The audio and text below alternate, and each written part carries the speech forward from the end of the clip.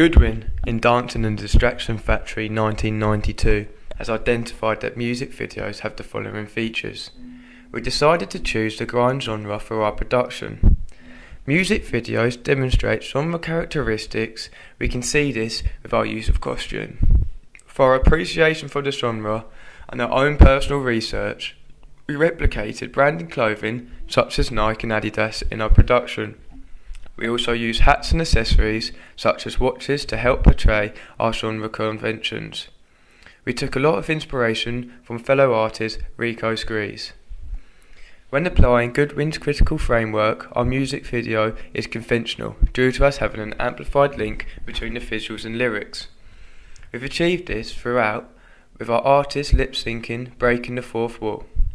In some places, however, there is an illustrative link between lines and visuals. For example, the lyric bread translate into the artist catching a loaf of bread as well as him shaving, which creates a more comedic tone. Although this is conventional for our artist, it's less conventional as a whole. We like the way Skepta approached this in this video Man, where a predominantly performance-based video mainly used lip-syncing to connect his visuals and music. There's an illustrative relationship between the visuals and the beat. For example, we constructed a fast cutting rate throughout, which anchors the fast tempo rhythm. The demands of the record label are, for example, the inclusion of close-ups as well as visual motifs. We are conventionally using close-ups to promote our artist to our target audience. Our artist has prevalence in the production as the artist is either framed in a mid-shot or close-up in 90% of the shots. Our artist breaks the fourth wall, creating parasocial intimacy. As the camera follows the artist throughout the track, there is a voyeuristic treatment of the artist.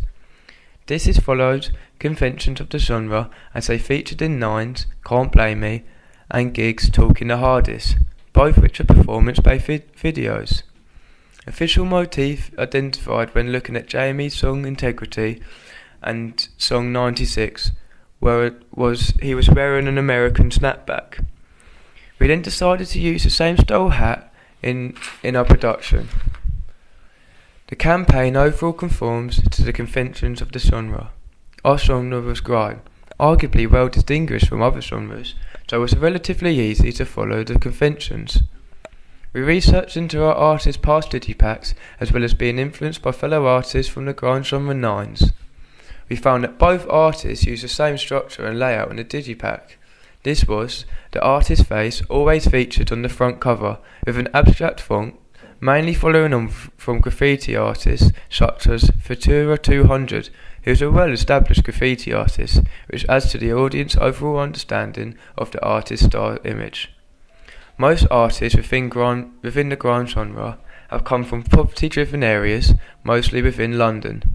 Although black London males are a marginalised group, JME's ideological discourse is progressive, as it disproves stereotypes of young males being associated in a criminogenic society, and this can be directly referred to in his lyrics when he says, "Them boys are idiots, we don't watch them," suggesting to me he's trying to advise young males not to get involved with these sort of people. This is actually unconventional for the grime genre, as most artists romanticise gang culture as if it is a social norm. This can be compared to Abracadabra, who says, "I smoke on the unto," referring to the Class B drug cannabis. At no point does JME reference drugs abuse or drug trafficking, which is unique and unconventional of the grime genre.